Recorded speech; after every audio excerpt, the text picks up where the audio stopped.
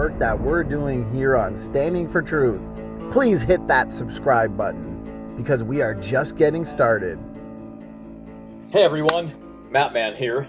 Today is the topic covering Dr. Nathaniel Jensen's subject regarding the History of Civilization series that he has on Answers in Genesis. This massive series covers every continent and every major people group on Earth to discover our true history through genetics.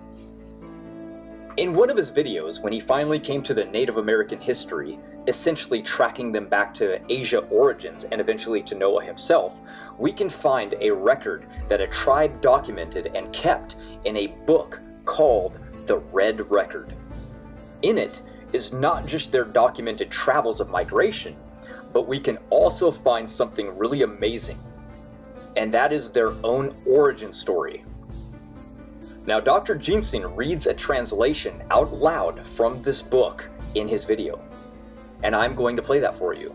But what I did to make things different was I tracked down the original text myself, and I edited in the images that depict the story.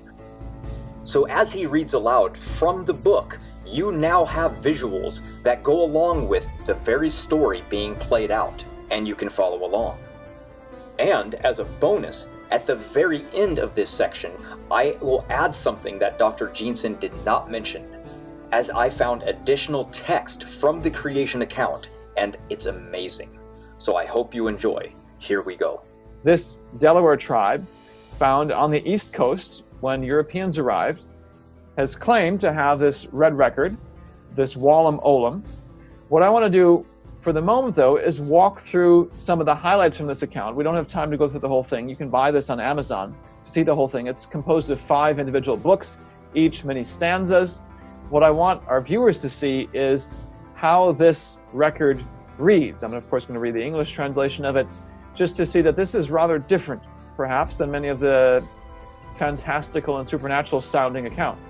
What's also very interesting, especially to creationists, is that how this begins. So let's start with Book 1, the opening lines of this Red Record, and we'll return to some of the mainstream criticisms of this to see what this reveals about the authenticity of this and other records, and the nature of evolutionary criticisms of Native American accounts. So this book begins with, at the beginning, the sea everywhere covered the earth. Above it extended a swirling cloud, and within it the Great Spirit moved. Primordial, everlasting, invisible, omnipresent, the Great Spirit moved. And if you've read the Bible, you might say this sounds a lot like Genesis chapter 1, verses 1 and 2. And indeed, this book, this Red Record, describes a very clear creation account, bringing forth the sky, the earth, the clouds, the heavens, bringing forth the day, the night, the stars, bringing forth all of these to move in harmony. So you have echoes here of Genesis chapter 1. Again, the Great Spirit created, the creator, spirits, living beings, immortals, the souls for everything. Those ancestors, the first men were alone, the first women were brought to them. So you hear echoes of Genesis 1 and 2, the creation of mankind. But then, very secretly at the end, an evil snake, a sorcerer, came to earth. Wickedness, wrongfulness, criminal acts, these came there. So not only do you have what sounds like a very strong echo of Genesis chapter 1, verses 1 and 2, but other elements of Genesis 1, elements of Genesis 2, and now a fall account, complete with a snake involved, the mighty serpent resolving that men and living things be destroyed. So the mighty serpent, that now is beginning book 2. I've been skipping sections here just for sake of time, giving you the highlights. Brought the snakes, brought the sea monsters, brought the snaking flood, flooding and flooding, filling and filling, smashing and smashing, drowning and drowning.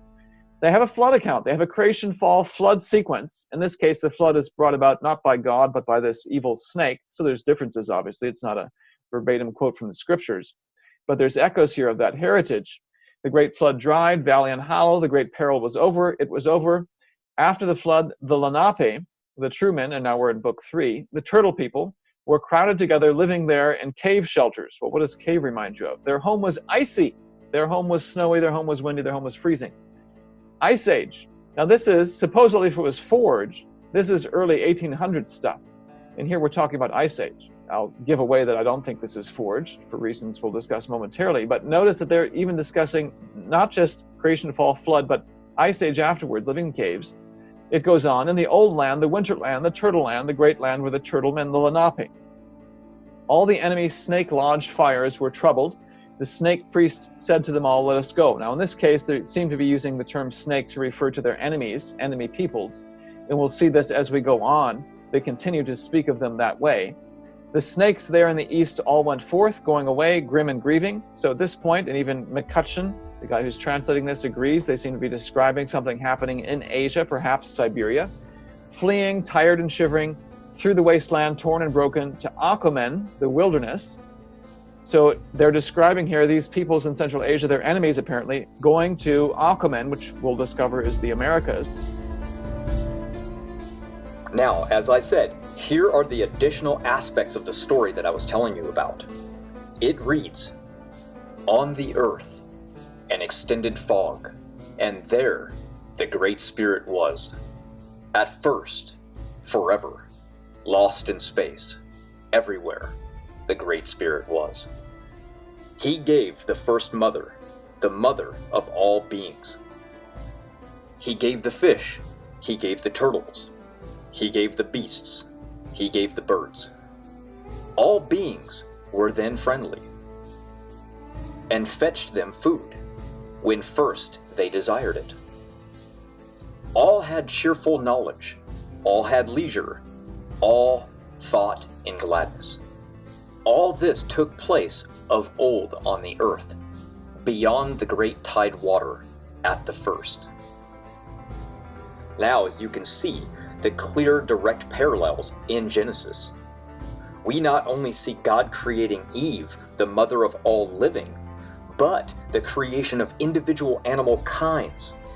And all of them were friendly, exactly what the Bible says before sin entered into the world. Worldwide peace and harmony, no death, no killing, animals eating plants, no evolution whatsoever. And then it goes on to describe that this took place before the great flood of Noah. And it was what they call the first, we call the beginning, which is of course, all of creation.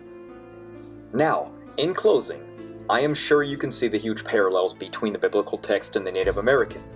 For a group of people who never really documented anything, it's amazing how much was preserved over time.